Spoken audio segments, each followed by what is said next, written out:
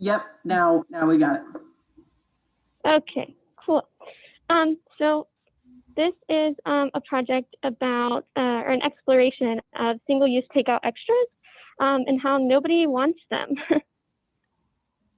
So the global food and beverage packaging market is about a $320.1 million industry with a project compound annual growth rate of 1.2% by 2030. And this percentage is only expected to increase over the next little bit during the COVID pandemic. David Henkes of Techonomic found that restaurants make up 78% of disposable packaging through coffee shop, through all of these items that you see kind of in this picture: coffee cups, single-use plastic cups. Uh-oh, everyone disappeared. Yeah, you disappeared too. Okay, but all right. I don't know what's happening. Okay. Hold on. Did we lose her spotlight? Hold on one second, Kelly. Let's see if we can get you back on spotlight. Okay, no worries. Here you come. Okay, you might have to just share your screen. Oh, I have to share my screen again? Okay. Yes. Sorry, it's hard to do all this stuff on a laptop. Okay, can you see my screen okay? It's loading. It took a second last time, so let's see. Okay, sorry. My internet connection is really poor here. I'm working off a hotspot. We got you now. Okay, awesome. Uh-oh. I really apologize. Okay, which leads me into the research project that I started with a couple of colleagues, which was an analysis of the use of takeout extras prior and during the COVID-19 pandemic in just the Triangle region in North Carolina. So the Triangle region consisted of Chapel Hill, Durham, and Raleigh. Myself and several interns put together this study that surveyed 461 customers in the Triangle area about their attitudes and consumption of takeout extras, with the emphasis on impacts of COVID-19 pandemic. It included a literature review, survey, and result analysis. So as you can see, there's just some statistics about packaging waste in general in the United States, and then the harmful effects both on the environment and the financial costs bared by both the restaurants and the taxpayers who are left paying for these municipal waste disposal costs, and then the cleanups from products that found their ways to stormwater drains and litter in our environment. Just defining what extra items are, just in case everyone doesn't know, are napkins, utensils, condiment package straws, and soiled paper packaging. And these weren't actually included in the 80.1 million tons that is labeled as packaging waste. So this obviously is not a super accurate representation of how much waste these packaging industries are actually producing. And then compostability is just not really feasible due to the lack of composting services in various regions. So the design and methodology of this study, we stuck to the Triangle region because that's where my team was located. The survey was a 17-item customer survey. It was sent out via online communication network. So we targeted local nonprofit Don't Waste Durham social media platforms, official city and county websites with their solid waste departments, community organization newsletters, reposting and sharing from survey participants just on their own media feeds. Our original goal was 250, and we definitely surpassed that by getting 461 people who resided in the Triangle. And we kept track of that by the use of their zip code. So in the end, we actually filtered out anyone who might have answered the survey not in this region. So our results were pretty powerful. And I'm not gonna stick on this too long. I'm gonna just move on to some of these graphs to give you a better representation of kind of what people thought. But 80-70% of people that were provided with these single-use plastic utensils never actually used them. Instead, they decided to use their own metal silverware, regular reusable silverware. About 94% of people preferred their own cutlery opposed to the single-use disposable cutlery being given with takeout meals. And here we can see just a little bit about the condiments. Though it's not exactly relevant to the takeout extras, it's still showing that people are asking that they don't to not be given these things, and they continue to not use them, though that they are provided with them.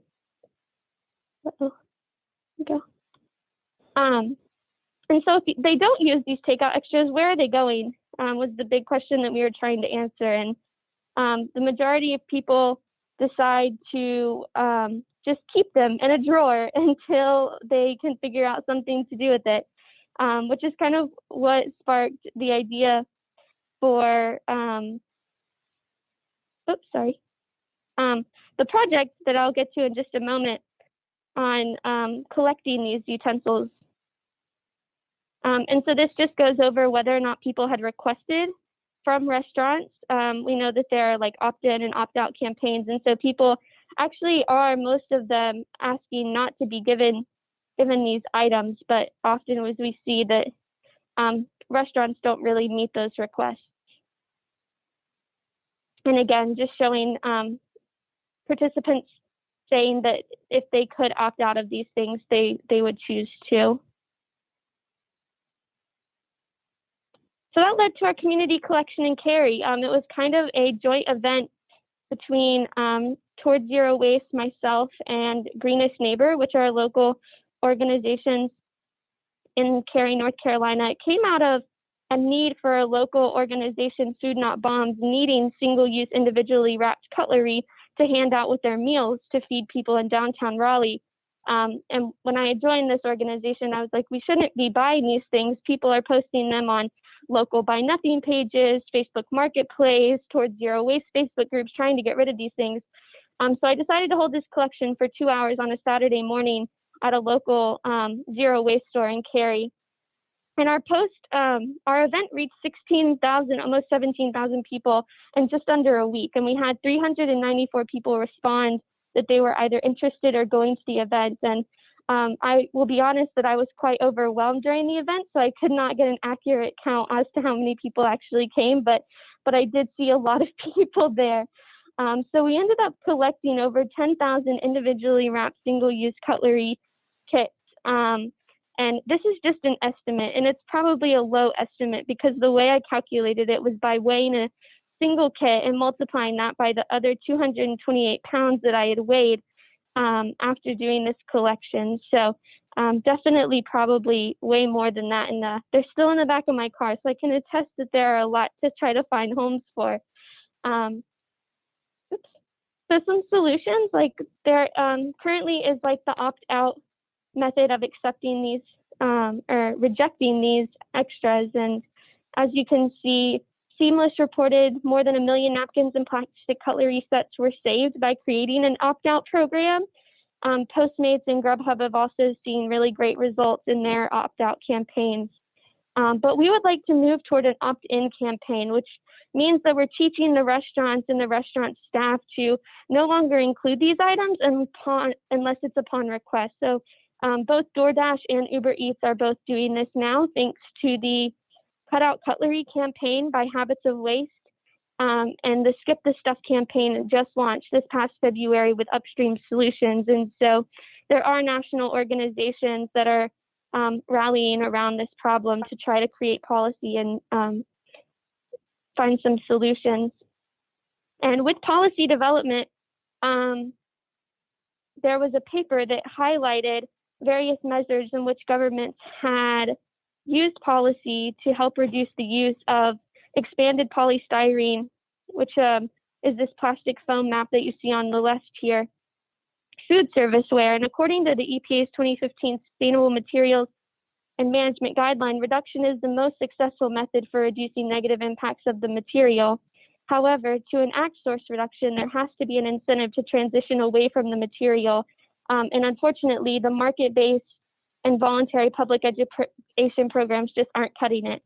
The most common policy instrument for EPS is a ban. As of December 2019, there's 249 local bans in the United States. Other solutions include circular economy innovation. So There are reusable takeout container services. This one is Green to Go in Durham, North Carolina, that partners with 26 local restaurants to offer your takeout food in reusable containers. And so moving towards solutions like these in communities all across the state and all across the nation is going to be really important moving forward to get some of these styrofoam and plastic alternatives off the shelves of the restaurants. I'll tell you, in my experience in working with some of these reusable takeout programs, it's got to be in partnership with the policy development, because the cost burden on the restaurants and on the consumers is just too much in comparison to the styrofoam alternatives, unfortunately.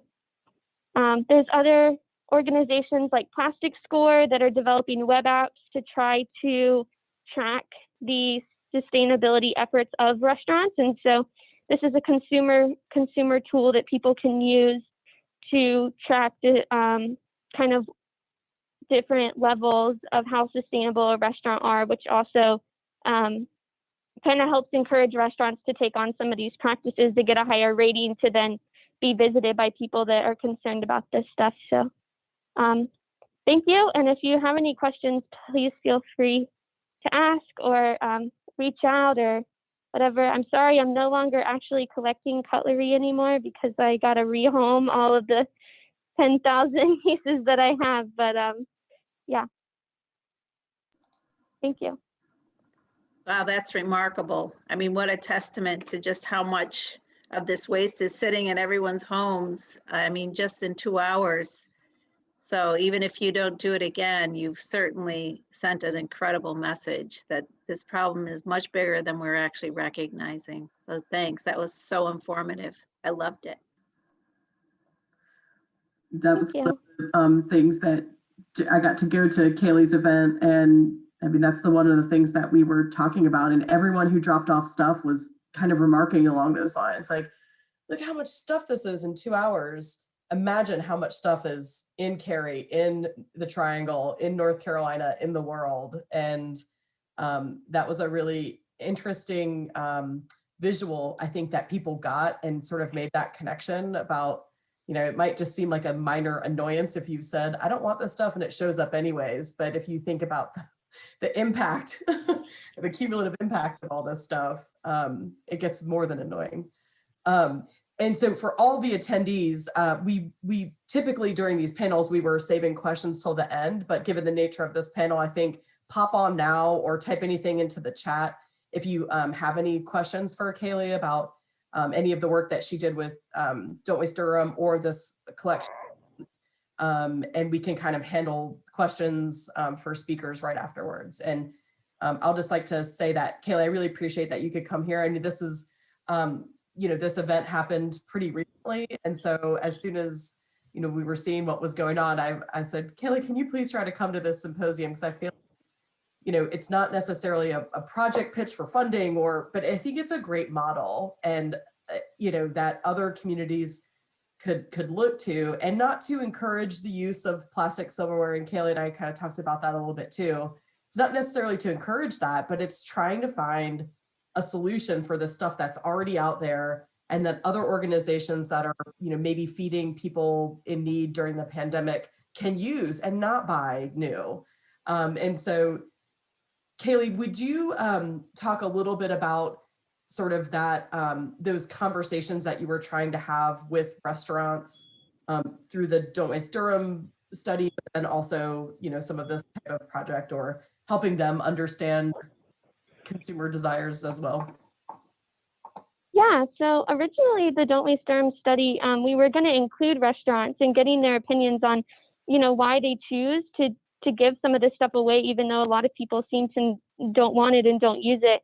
But unfortunately, with the pandemic, it was really hard to contact restaurants as they're very overwhelmed with a lot of things going on.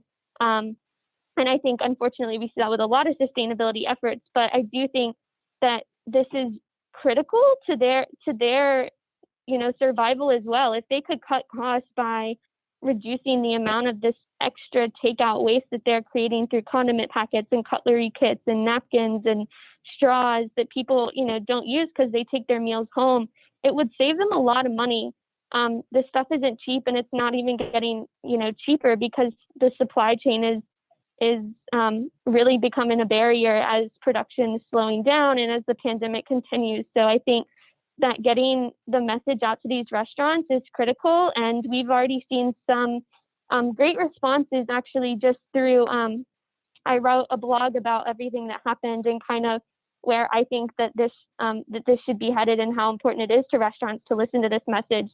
And we've gotten some really great feedback from a couple of local restaurants in the Triangle area that, have recognized and have spoke up and said, we are listening, and thank you for your feedback, and we'll see, what we can do. So I think that it just proves that, like, your voice matters. Same with the Cut Out Cutlery campaign with Habits of Waste. I mean, that started as an email petitioning campaign from consumers demanding that Uber Eats and Postmates create this opt-in solution, and they did. And so I think that it's just really powerful in showing that how much change we can really enact with our words.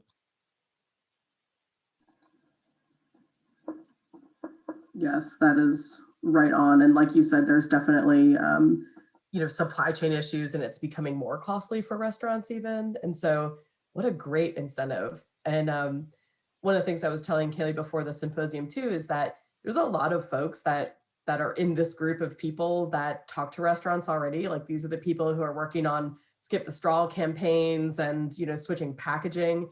And so I would encourage people to use those numbers. Yes, for our ocean friendly. Like, hey, by the way, Becca, like, this is so great, Becca, for the OFE program. So thank you, Kaylee. This is remarkable. And it's been on my radar, but I had no idea how to go about it. And then you just figured it out, which is so awesome. Thank you. No problem. It was very impromptu. It's not what I imagined at all. it was more. Kayla, do you want to share your comment? If you can unmute, I don't know if you can. Hey guys, can everyone hear me? Yep. Oh, okay. So I'm extremely ashamed, especially since we were talking about this yesterday in such detail, that when I went and ordered from a local restaurant, everything literally came in plastic.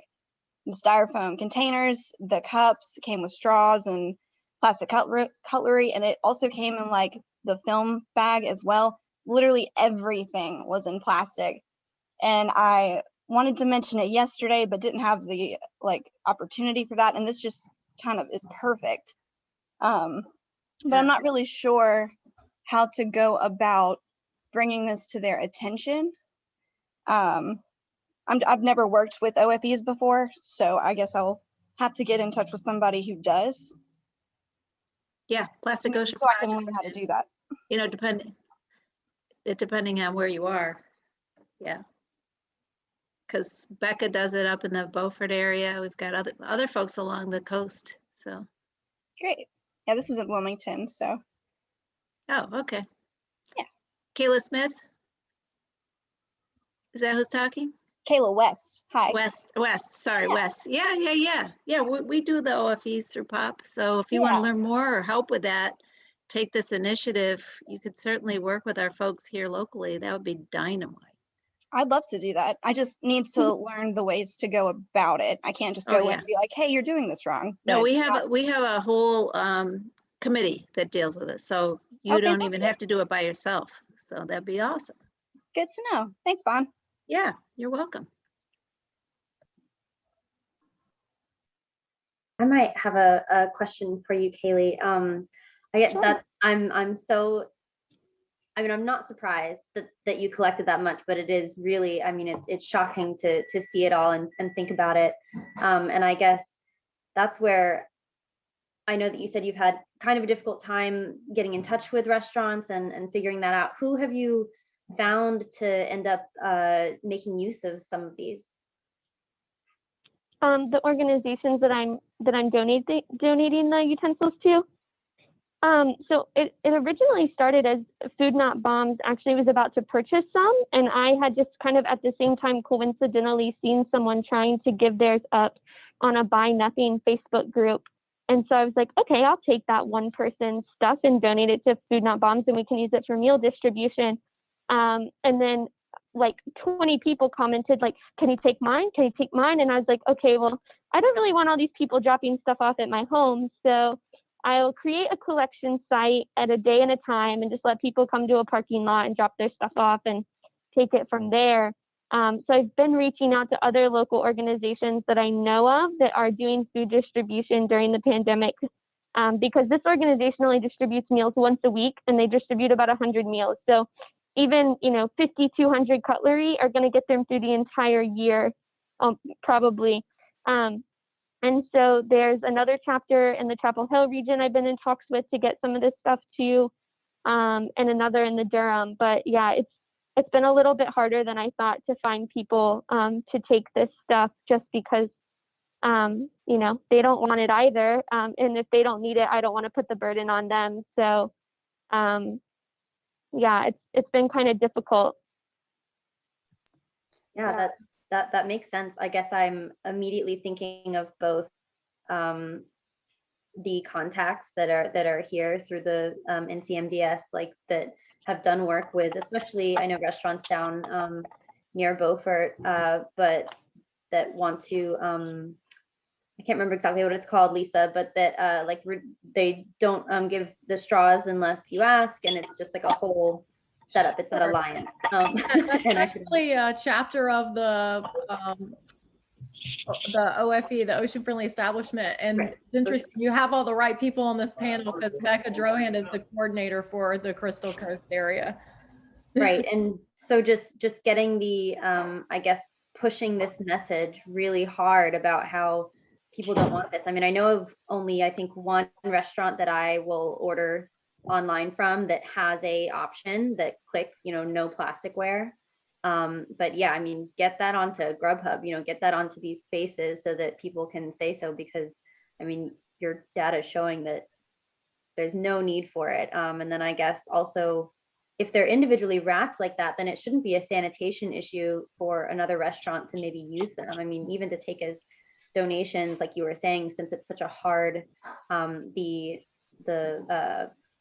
process of getting cutlery right now is expensive and difficult for restaurants, that maybe even just donating it to them, and saving them that cost, at least in the short term, could be useful.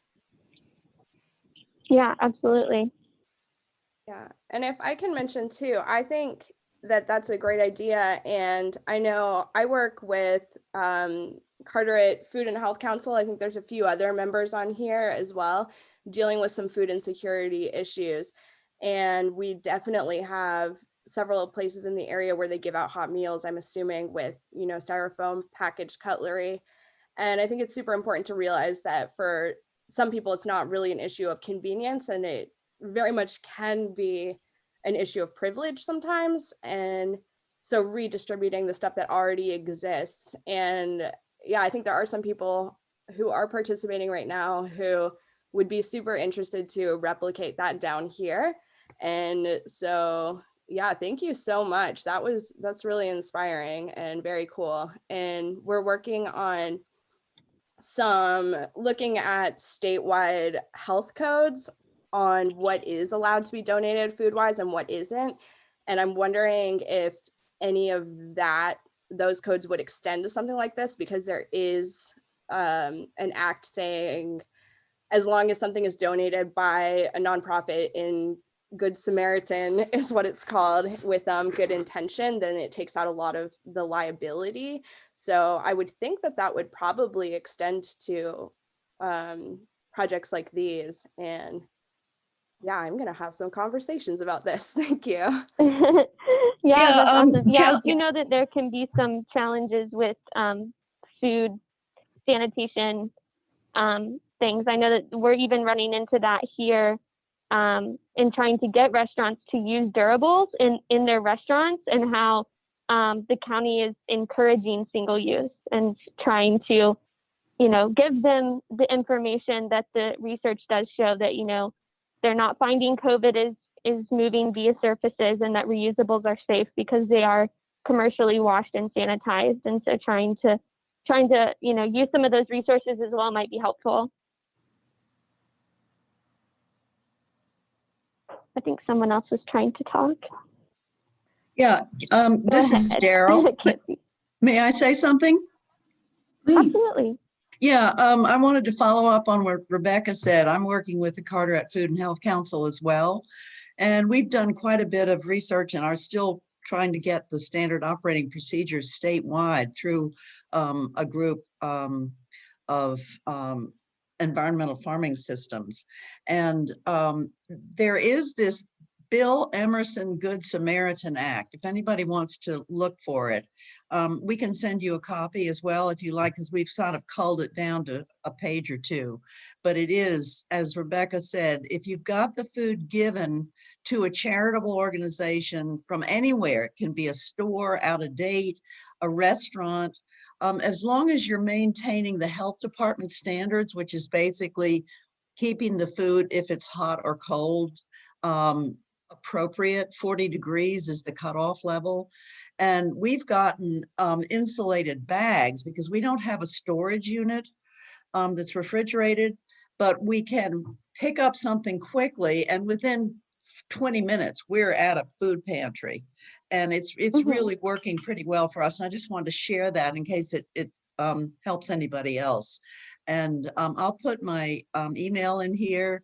And if anybody wants either a copy of the Bill Emerson Act, or if you'd like to see our food assistance brochure, which we've covered all the pantries in Carteret County, happy to send that to you as well. Thank you. Thanks, Kaylee. Thank you for sharing that. And I'll try to also see if I can find, there's a Capital Area Food Network that's done some work on this and worked with stakeholders at Harvard to do a clarification for North Carolina as well around some of these things, and shared tables at food. And so I know we're not on Marine Debris anymore, but food is, as Lisa had in her presentation, is a big issue here in landfills. And so Kaylee, thank you so much. And thank you for sharing the project idea, the data. If you're inspired to do a collection event, Kaylee will probably tell you, get ready to also get chopsticks and straws. In addition to all the cutlery, she got a bunch of those too. But we really appreciate it, Kaylee. And this is gonna be recorded. So your contact information will be out there. So if anybody wants to get a hold of Kaylee, then please feel free to do so. And she's awesome. She used to work in our office at NC State, so we get to claim her a little bit. Not that and she's awesome, but she's the reason we're awesome. So I just want to put that out there.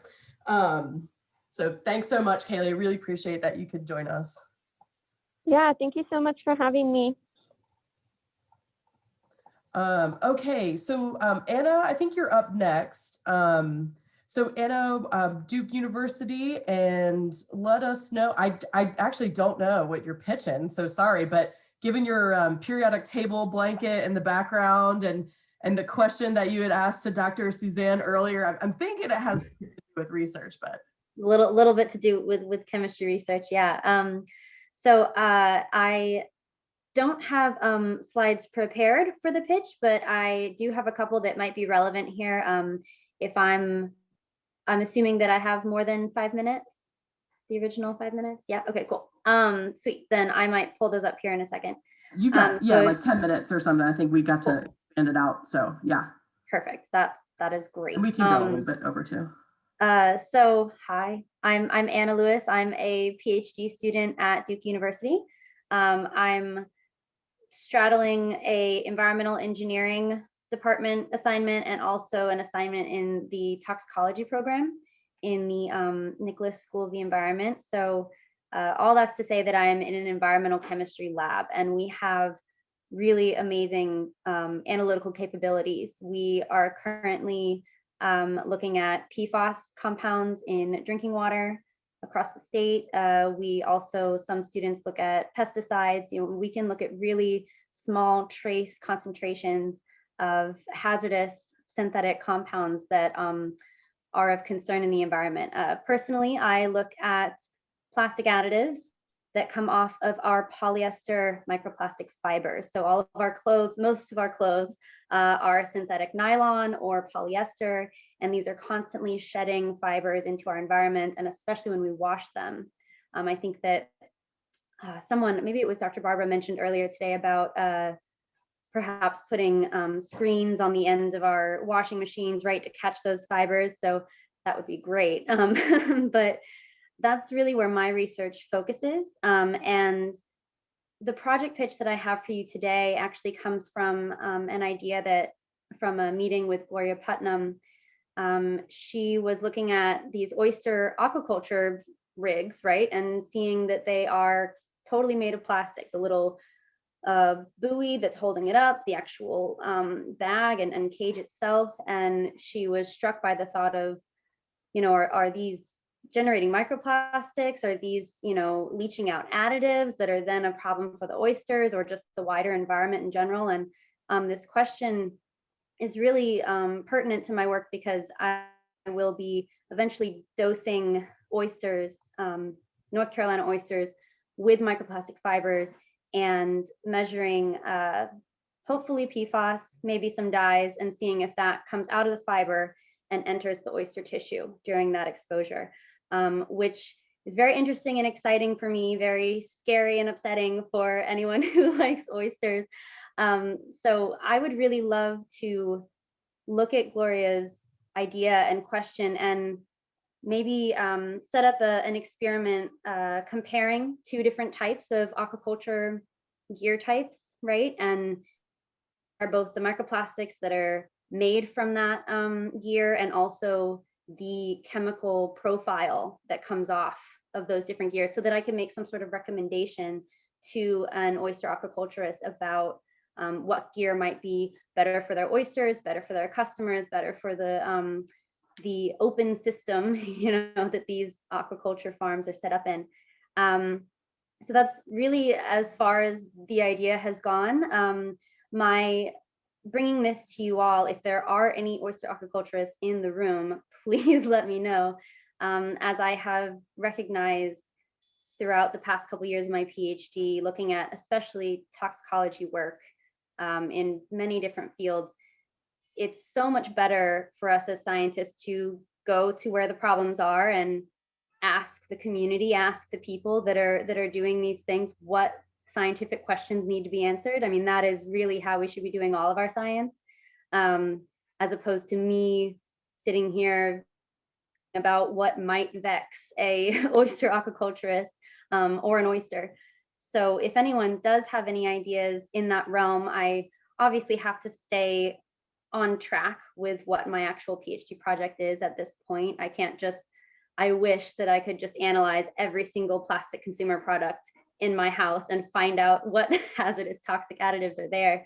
But if anyone has ideas or comments about especially the aquaculture gear types or anything else sort of in that realm that you think would be useful to do a comparison study, because we know that one type of plastic could have up to 400 different chemical additives in it. Every single one of those additives are unnatural, synthetic compounds. The environment can break down some of them, but similar to plastic, it doesn't know how to break down something that we made. And in the case of PFAS, these chemicals don't break down in the environment readily. And so we're stuck with them. And they have real proven consequences of both cancer, developmental effects, not just for humans, but for all of these, organisms. So I think that if you just take an oyster out of a farm and analyze it, you're going to end up with more questions than answers, right? You're going to find all kinds of things in there at very trace levels.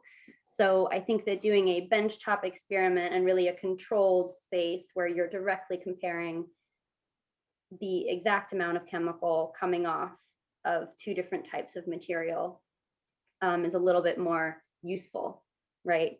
Looking forward. So I am happy to answer any questions about all of the craziness that I just said. And if anyone needs a clearer picture about what I mean by leaching additives, I can share my screen and show a little diagram of that.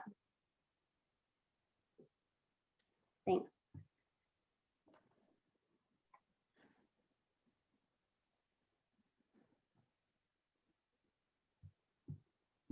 Anna, this is Jan Farmer. Have you had any contact on the oyster project you're talking about with anyone from the Coastal Federation or the oyster project through North Carolina Sea Grant? Gloria may have connected you on the Sea Grant side of things, but I didn't know about the Coastal Fed. No, actually, it was really a chance meeting. We sort of barely talked about it, and I have been looking into the mini Sea Grant program since then, but that's about it. So you said the Coastal. Yeah, I'll direct message you a contact for the guy in the Southeast office. Leslie Vegas is on this also. She probably will reach out to you as well. But Ted's I kind of call him our oyster guru, at least down in the Southeast. So I'll send you his contact info, and he can definitely connect you with the oyster farmers in our area. I have a variety of them, but Ted's got the whole list. So I'll send you that info. Wonderful, thank you. I just put my email in the chat. It weirdly broke up into 2 pieces, but oh, perfect. And I'll take that. There, somebody just sent it over even faster than I could. So awesome, thank you. You all hear me? Hey, Anna, my name is Sarah, and I work at the Coastal Federation's office in Wanchese, and we have a small scale oyster lease, a demonstration site that would be very easily to access from our office by dock and waiting out in the water. I don't know if that would be useful for you in your studies, or you'd be welcome to come visit our office and see how you could use that as a study or sample site. Yes, potentially. I guess, do you mind saying one more time where it's located? Yes, it's in Wanchese. We're on Roanoke Island. Oh, okay, great, got it. Okay. Sorry, where are you located? Didn't catch where you were located.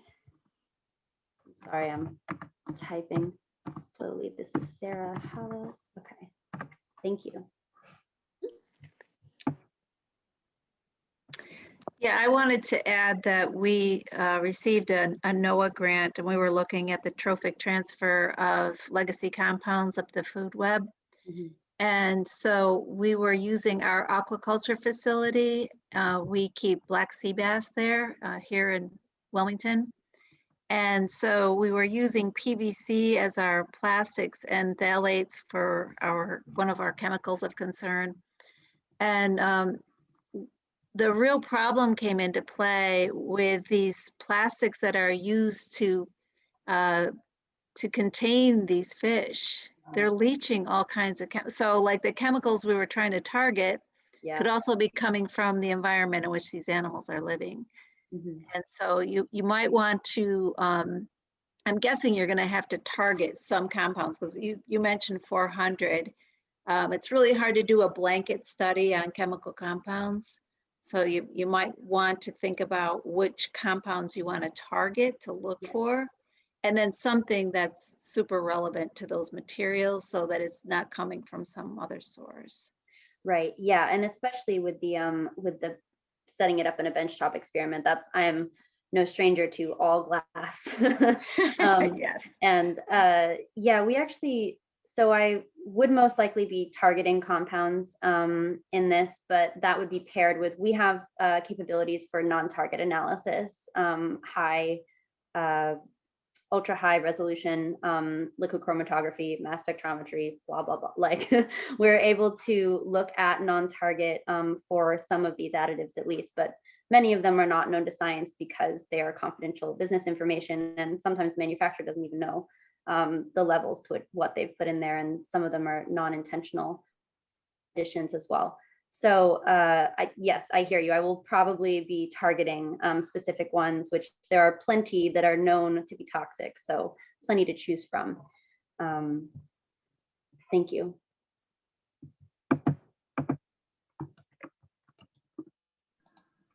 Well, we can't wait to have you back to tell us if we should be eating oysters. Well, and isn't that awful? I mean, that's where I would really love to add a piece that has to do with aquaculture and supporting the economy, because oysters are so great for the environment, whether they're farmed, you know, and it's I worked with them in undergrad as well. And it's unfortunate to sit here, and we worked with Vibrio, which makes people sick sometimes. And so it was very unfortunate to be, you know, having to close down a farm and say, okay, well, we got to get these levels down. And whenever you talk to people, you're just scaring them more off of oysters. And they're really a fantastic economic and ecological commodity. So it would be great to pivot and be able to additionally give some sort of recommendation as opposed to just saying fibers. Awesome. Well, thank you so much, Anna. That's great. And Bonnie, I think you are up next. You want to tell us what's going on with POP? Sure. Well, I'll put up my slide deck here. I will. Where is it? Oh, here. So I'm working on our new instrumentation that we have. Can you see my screen? Yep. Okay, great. Okay, and I gotta move you guys. Gotta move those pretty faces so I can get to show my presentation. There we go. So we learned about this new instrumentation.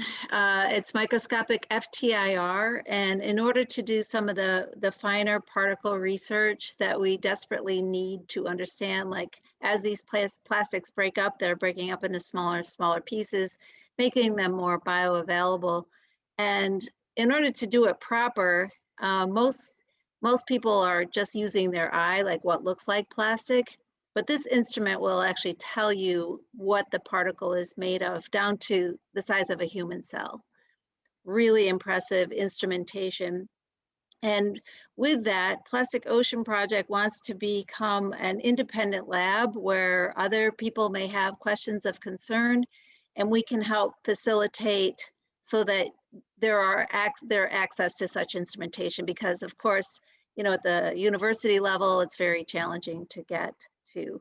So we want to be more open source with our information, as well as how can we work together to answer some of these bigger questions, and then really start to become a way of communicating with the public so that they can make better decisions. So not emphasizing so much on bans, but really making people understand, why do we have to move away from certain things?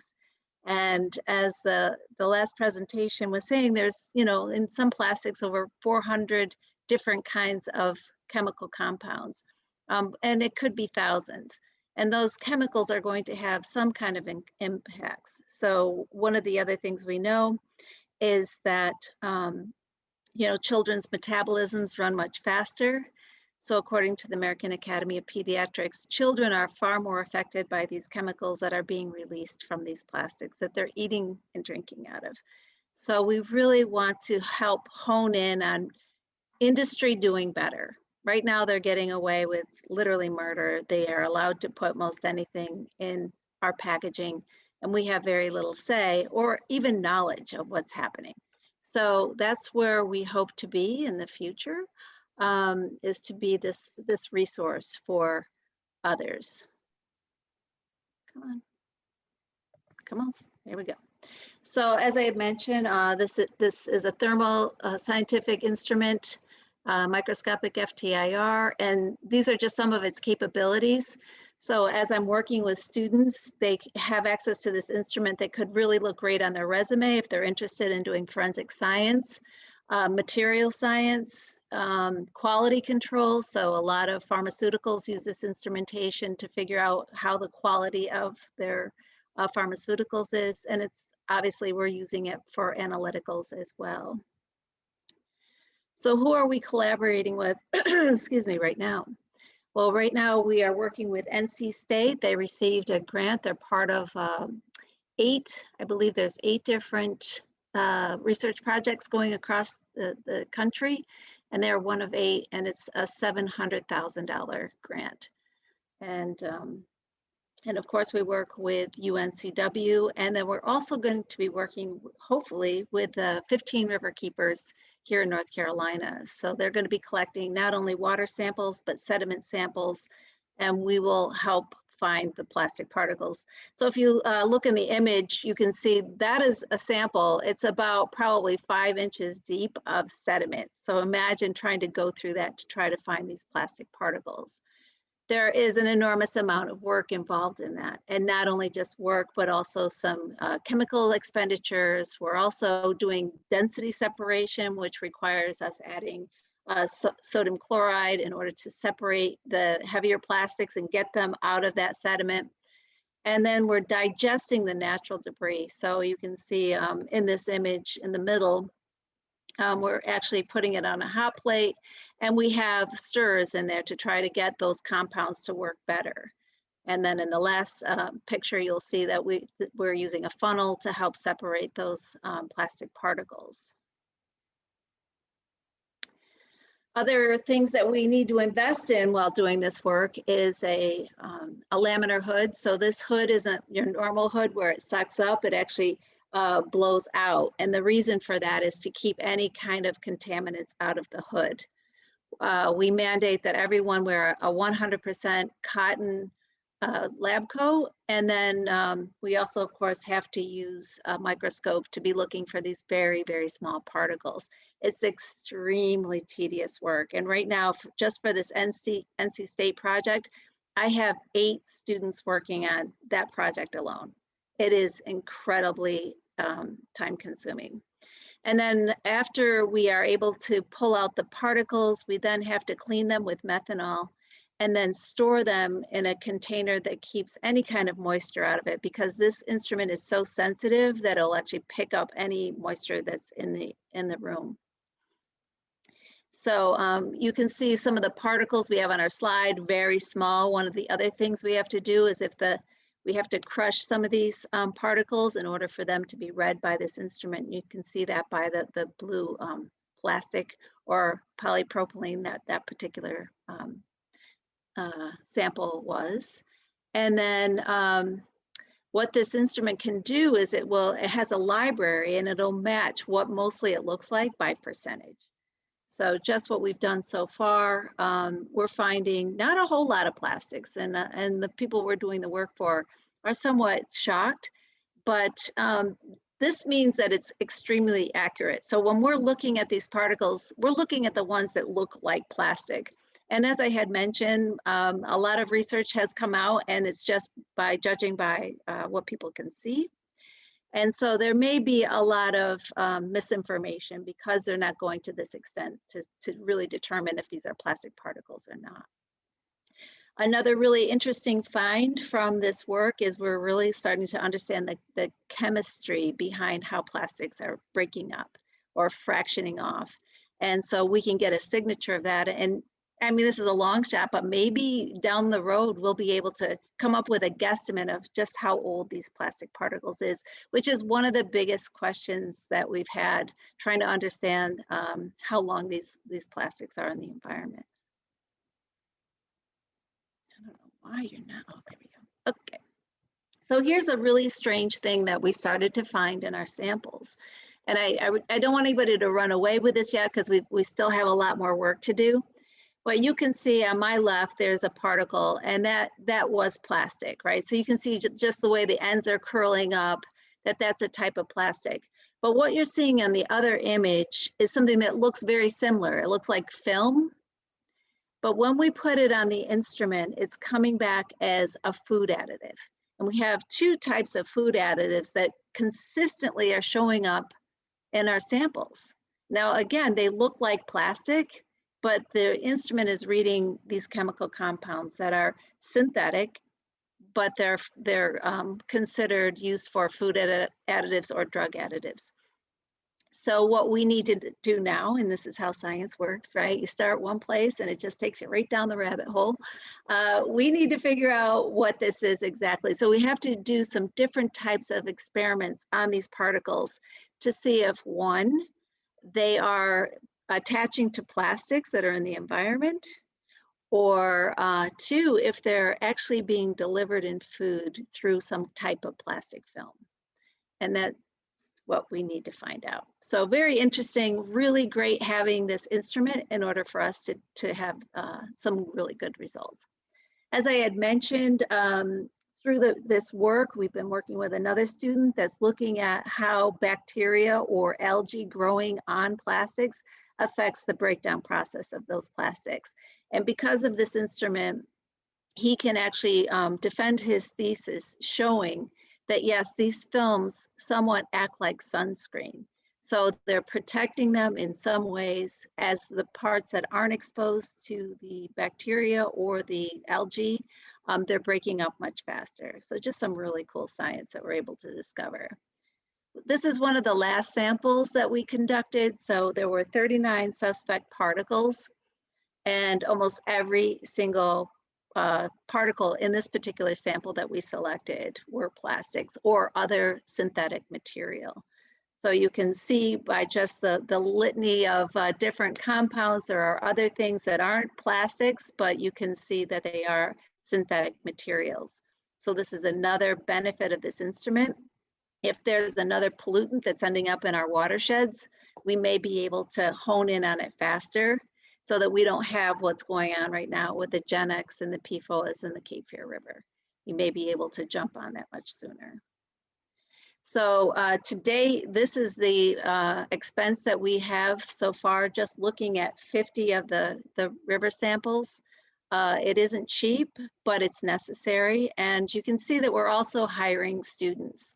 So this is another really beautiful aspect of the work that we're doing, that we're not only training them on the instrumentation, but they're also being able to get paid to do the work that they're doing, which is, to me, one of the more important benefits to the work is how do we educate these scientists that are gonna go work for industry, for them to have the conscience to say, this isn't a good idea, right? So that's what we need to see more of, so that there are better decisions being made on what goes into our food, what goes into our packaging, and those people that are really pulling the levers on what these contaminants end up in our environment are coming from. And with that, I will gladly take any questions. Larry has a question for you. Larry, do you want me to read it, or do you want to unmute and ask Bonnie? I'll read it real well. Ask it real quick. Hey, Bonnie, Larry Baldwin, how you doing? Hey, hi, Larry. Good to see you. Likewise. Hey, Bonnie, the question I have, and you know, certainly anybody else who wants to answer it as well too. As you know, we use a lot of pharmaceuticals, particularly in the animal industry. Has there been any research done as to, first of all, do these antibiotics, pharmaceuticals cling to plastic? And is it possible that those pharmaceuticals can be transferred further downstream or into the system as part of the plastics issue? So that's a really good question. And I would say no, that hasn't been looked at. I don't even think anybody's looking at like how PFOAs or GenX attach to plastics, or if they do, that's one of the things that's on the forefront of the work that we're doing. We do know that those compounds can affect fish and reptiles, right? So they're getting exposed to the antibiotics that even we take. So it's my understanding that the human body only takes about 1/3 of any pill that you're taking. So the rest of those chemicals are being washed out when we urinate. And so that then ends up in our watersheds, right? So I think as we continue this work, we're going to be able to drill down deeper. Like I said, this instrument is capable of looking at compounds down to the size of a human cell. But of course, that requires developing a protocol for that. And right now, we don't have the capability yet.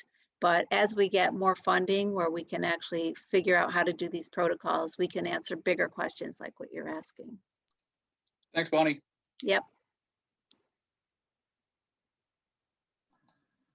Bonnie, do you have the equipment yet, or is that part of the pitch to get the? Oh, no, I'm just showing you what it costs to like run it, to do the analysis.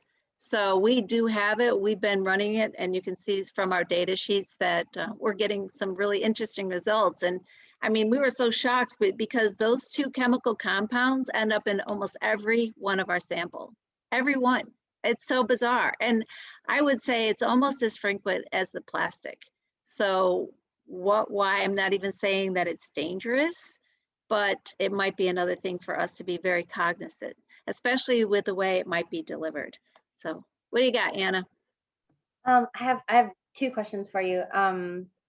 One, I might have just missed it. Did you say what type of FTIR it was? Is it Microscopic, so it's Okay. using infrared, yeah.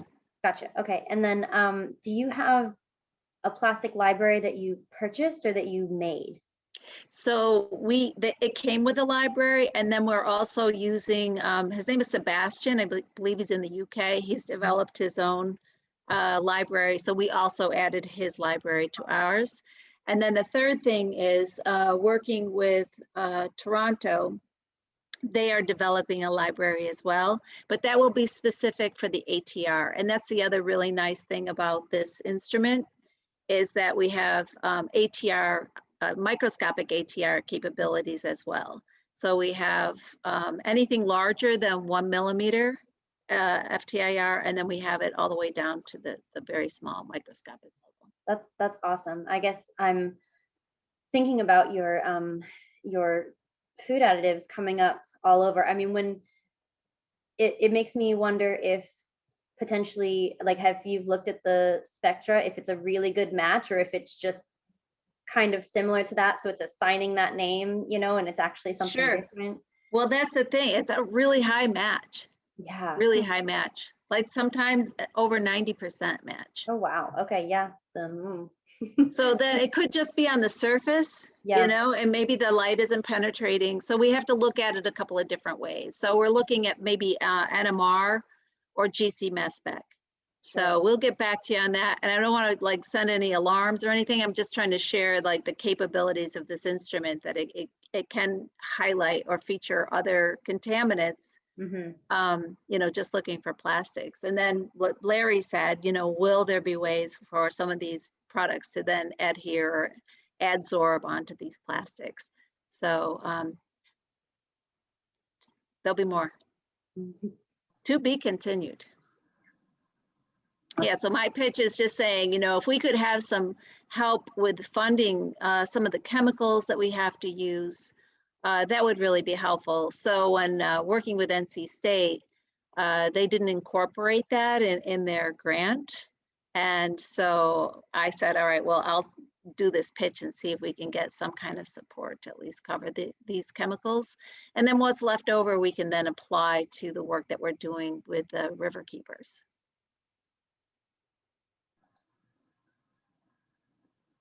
That's so cool. Thank you, Bonnie. Yeah, thank you. All right, Becca, I think you're up. Yeah, thanks. Thank you. That was super interesting. I'm so glad to be hearing from everyone today. So my name is Becca and I am the program coordinator for Coastal Carolina River Watch.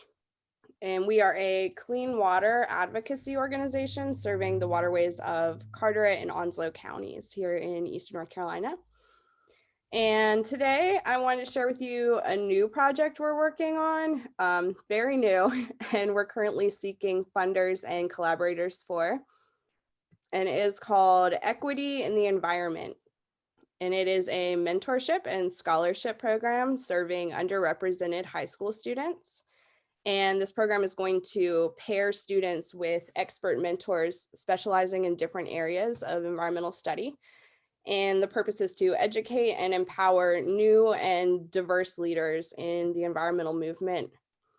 And so a little bit of context on where this idea came from is, you know, over the summer of 2020, tons of companies and organizations, including Coastal Carolina River Watch, came out with these messages of solidarity on racial justice issues. And since so much of our environmental work, including marine debris and plastic pollution and several other issues, are inherently tied to systemic change and environmental justice advocacy, we began to ask ourselves, what more can we do locally to uphold these commitments and to hold ourselves accountable for them using our expertise and our resources?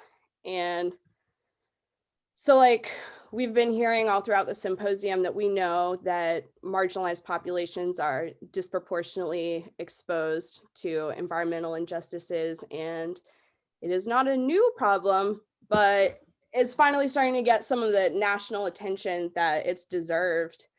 And so we know that there's a lot of issues to deal with here in North Carolina, like we've talked about the industrial agriculture runoff, synthetic chemical contamination, and certainly plastic pollution from litter all the way to production, resource extraction, facility construction, and those landfills. So kind of in order to combat these super wicked problems, we know that we need more equitable participation in environmental advocacy and research, in corporate decision making, and in policy development. And so that is where we're seeking to amplify more voices in this process. And that's where the idea for this Equity in the Environment project was born. And so the way it works is, like I mentioned, Coastal Carolina River Watch serves the waterways of Carteret and Onslow counties. And students from two of these counties will be, from both of these counties will be selected for an environmental mentorship for the period of 1 semester.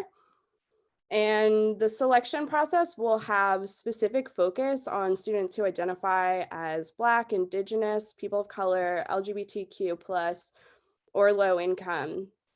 And to kind of address the issue of intersectionality, a percentage of the participation will be reserved for students coming from low income households. And we determined that by looking at the demographics in Carteret and Onslow County and realizing that there were consistent trends showing that the majority of people living below the poverty line here are represented by youth under the age of 18. And so we are going to work with potential candidates to be identified with the help of a coalition that already exists that's made up of local social workers, guidance counselors, and teachers. And applications will be reviewed by a panel of this coalition, along with our staff and our mentors. And selected students will be paired with mentors based on compatibility and interests. And we do intend to make the effort to provide inclusive representation within our mentor selection as well. So mentors will include Coastal Carolina River Watch staff and leaders from other nonprofits, community organizations, universities, and any related field experts. And we'll explore program topics such as ocean plastics, marine debris prevention, marine mammal conservation, water quality, environmental justice advocacy. And there's a lot of room in here for anybody who has a potential stake or interest in this project to really open it up to some unique mentorships. So the students will shadow mentors and complete individualized projects that incorporate aspects of civic and community engagement. And they'll also get opportunities to participate in some really unique field experiences, because I know all of you here today do really cool things that anybody would be so lucky to accompany you on. And our program will facilitate transportation for all of this field work, because we know that transportation can be a barrier to inclusivity, especially among kids. And we really realized that this aspect of participating in this field work is really how you foster future environmental advocates, because I'm sure everybody here can attest that your exploration of nature led to your passion for your work and everything y'all are doing to prevent marine debris. And so that in order to work on this just transition into a more sustainable future, that everyone needs to be given that opportunity to hands-on engage with nature. So kind of an added element to really make this program go really far and have long-lasting effects We will have interns leading workshops on writing resumes and applying for college. And upon completing the program, students will be awarded scholarships to the college of their choice, hopefully from $1,000 to who knows how far that could go, because we really want to ensure that this environmental leadership and advocacy and relationship building skills are something that our participants can use for a lifetime. And we have established some momentum for this project already. We've had preliminary discussions with school faculty and potential mentors, and everybody we've talked to has confirmed that there's an active need for this program in order to address some of these state level systemic changes through local community-based solutions. And at this point in our planning process, we are seeking grants or other funding for necessary things like those student travel expenses, intern compensation, program equipment, PPE, and the scholarship awards. And we are definitely looking for collaborators, for potential mentors, for some curriculum development, and for some inclusive consultation on this project development and marketing and overall insight. And of course, we are looking for long-term sponsors to ensure some project longevity and scholarship funds. And so all this kind of ties back into our mission of Coastal Carolina River Watch to protecting clean water for all and recognizing that diversity is so important to the future of the environmental movement, and working locally to amplify new voices and empower a new generation of environmental leaders. And we are still very much in our infancy with this, but it's something that has come out of many, many conversations, and with potential future funders and partners, we are ready to hit the ground running with this as soon as we can start getting it off the ground. That's all. I can put my email in the chat box if anybody wants to talk more or has any ideas or would want to participate. What a great idea. It's very, very well thought out and timely, if not late. Yeah.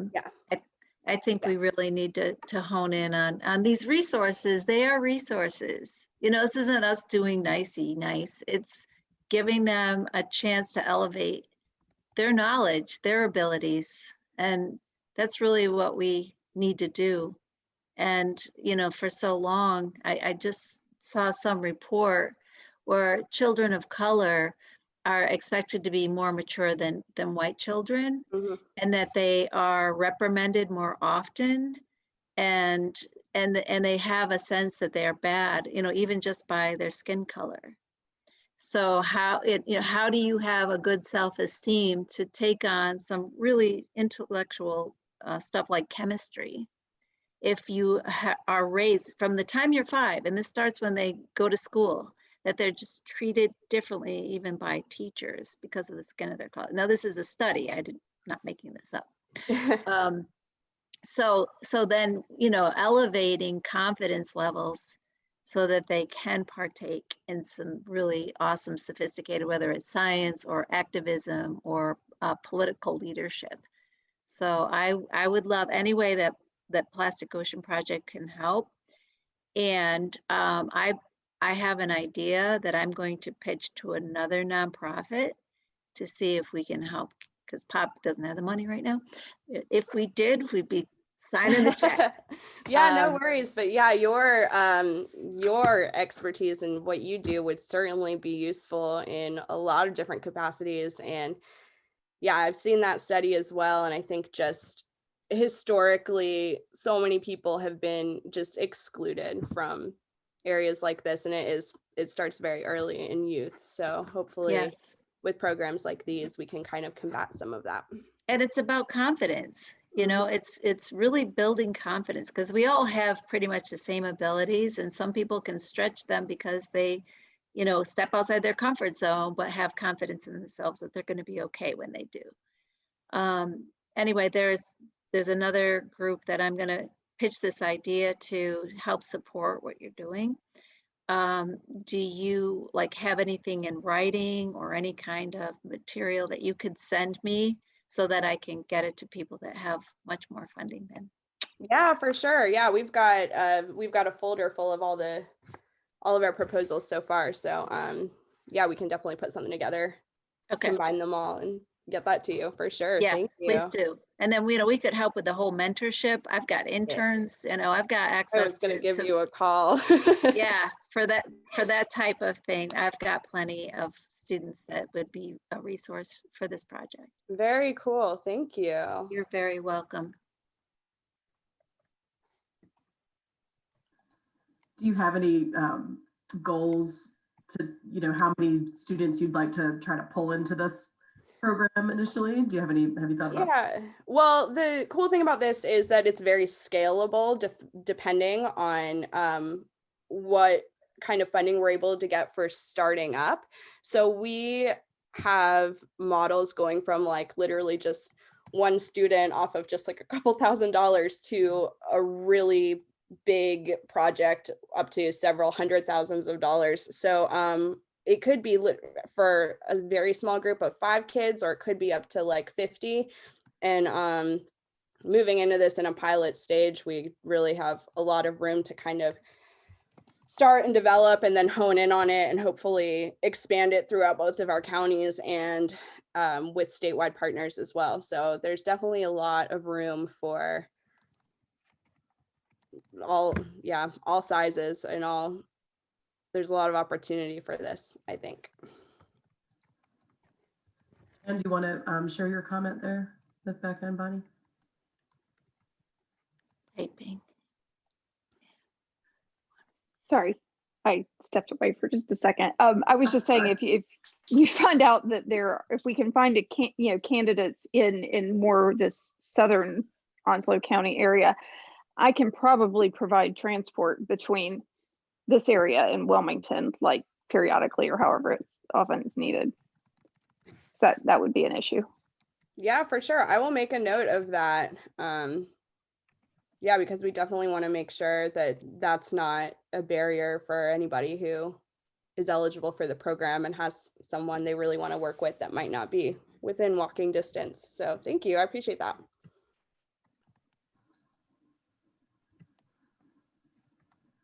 That's so cool.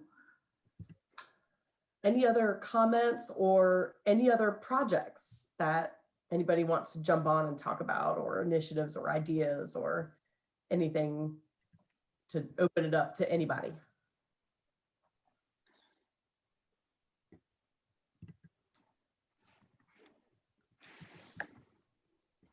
Jan, do you want to talk about the OFEs? Might be, or either you or Becca, that would be kind of cool just to share about that work. Sure. So ocean friendly establishments, a lot of people on the call probably are familiar with that, but just to give an overview, it's a program to recognize establishments. It tends toward restaurants, but it can be any kind of an establishment, a business even. I've got this goal of trying to get some of the towns around here on board with the program, but it basically recognizes them for their practices that are considered ocean friendly. So it kind of grew from a program on the restaurant side of things to get them to just eliminate giving out so many plastic straws, to only provide a straw if someone specifically asks for it. And then if we can get them away from a plastic straw, that's even better. But it's grown into something much larger. So we certify businesses on a star system. So businesses that are doing even more things can earn up to 5 stars. but just to give them recognition for their efforts. It's a no fee program. We don't charge them to participate. We provide them a decal for their door as well as a certificate that they display. And then we maintain a list of the establishments, the OSHA friendly establishments broken down by area. Again, it's just a way to incentivize businesses and reward ones that are taking efforts to be more ocean friendly. And I just started the program here in the Topsail area last February, a year ago, and really only got really going with it February and March, and then everything stopped when we hit stay-at-home orders and stuff. But still, even in that time, I've managed to get 15 establishments in this area. Becca has had it going up in the Crystal Coast area for 2 years, I believe, 2 full years, maybe a little more. She's got a big list there. There's a chapter up in the Outer Banks, which I think Leslie is still on the call. Leslie Vegas, she organizes that group up in the Outer Banks. There's the bulk of our OFEs are down in the Cape Fear area, being, the Wilmington, Wrightsville Beach, Carolina Beach, Curie, that area. And that's where it really started. But we've even got chapters in Oregon and up in Maryland, and then just some assorted ones everywhere else. So it's a very successful, fairly straightforward to run program, and it's just like all positives. It's great. Yeah, and I'd also like to add that the committee voted to see if we could come up with a give back grant program. So because of the North Carolina Aquarium had a grant for $5,000, we were able to apply for it. And not we personally, but through I'm forgetting his name right now, Andy Gold applied for it. And we were able to get the $5,000, and then Plastic Ocean Project added another $2,000 so that we could give out some money back to those businesses that are struggling because of COVID. And it turned out to be such a great idea. And so we were able to give $1,000 to 7 OFEs. And we ordered one of those giant checks, 6 feet long, so that they could be 6 feet apart when they get their picture taken with their check.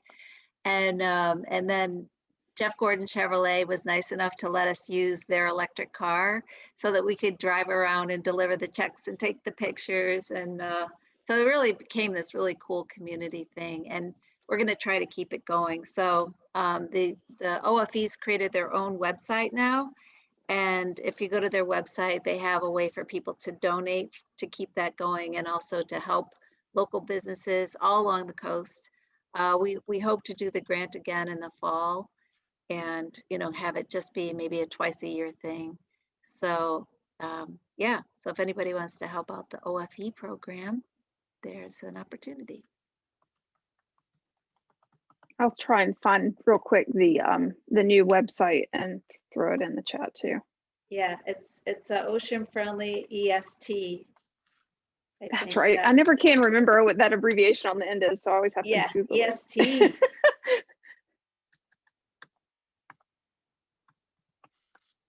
Well, I can just type that.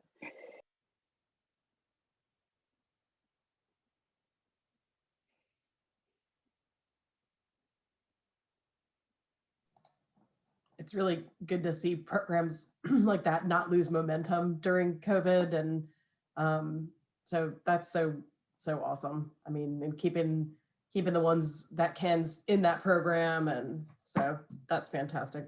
What a cool idea to give them some money too. Yeah, we also give them free advertisement, right? So we are constantly highlighting the OFE program, whether it be through social media. We've had some newspaper stories done about it. I think one of the North Carolina magazines have picked it up, 1 or 2 of them. So they're getting this publicity, and then, they're featured on our website. They have their own website. And then there's, I don't know, I'm sure, Becca, you probably have yours featured. So, this is kind of a nice way for us to drive that. And we're continually looking for ways to make it easier for people to find the OFEs. So somebody had reached out to Pop asking, if I don't know the name of the restaurant the area that I'm going to. How do I know where it is? Well, they've developed a map now. So you can Yeah. click on that community and then you can see where those OFEs are. So some really good stuff. And of course that stuff costs money, right? The website costs money. And so, yeah. I was on the group that was reviewing the grant applications for the OFE Gives Back program, and it reminded me of, or it connected really strongly with Kayla's project, because one of the grant, I'm pretty sure they were a grant recipient. When I was looking at their grant application, they actually on their takeout order, they have on a website, or I think it's actually an app where you can order their food, and they have a specific tab for, do you need cutlery or not? And they've even gone a further step into charge for the cutlery. If you want to charge cutlery, it was like 25 cents or something. It wasn't a lot, but just one more thing to make people think about the cost of the single-use products and to discourage them taking it frivolously. So I thought that was very proactive of them. It was good to see. That's a really cool concept. I love that. I like that.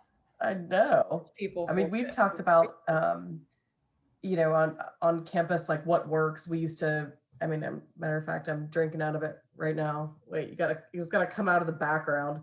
But it's this cup sorry, that's not working at all. And I don't know what that is, keeps popping up behind me. I'm pretty sure it's a ghost. But it was a 10-cent discount if you had this reusable cup. The take rate is kind of low. I mean, people aren't going to go out of their way to save 10 cents, but then we're trying to get our campus enterprise folks to think about charging extra. So this is the price of the coffee if you have your cup, and if it's not, it's 25 cents more, 10 cents. That's good. Cost of the That's cup so is. smart. And we haven't been able to convince anyone of that yet. But I feel like that's what makes the impact, and we've heard that with bags and that type of thing. It's sometimes the rebate doesn't feel as hard to swallow as the cost. So very good point and very true. All righty.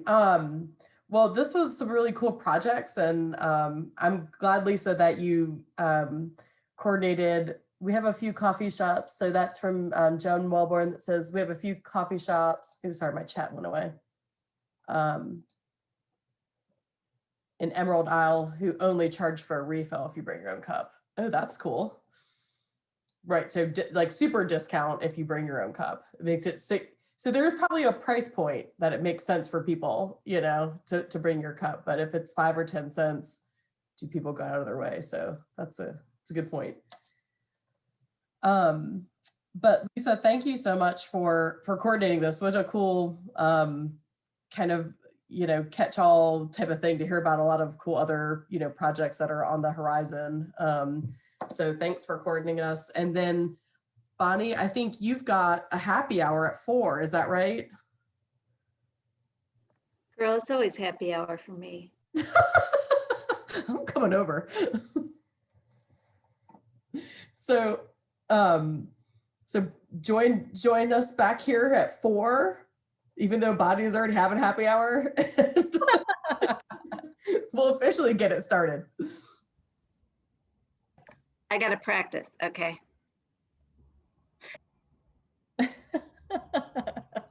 It makes perfect, as the saying goes. Lisa, do you have anything else for us? No, that's it. What a great day. Thanks everybody for participating. Feel free to get ready to participate during the happy hour as well. Don't be shy. Again, you don't have to be on camera, or by all means set, your camera to that cat image, or whatever funny thing that you'd like. Get creative, but join us back here for our virtual happy hour with your favorite beverage, coffee, tea, whiskey, no judgment. And we'll see you back here then. Great. Well done. Thanks.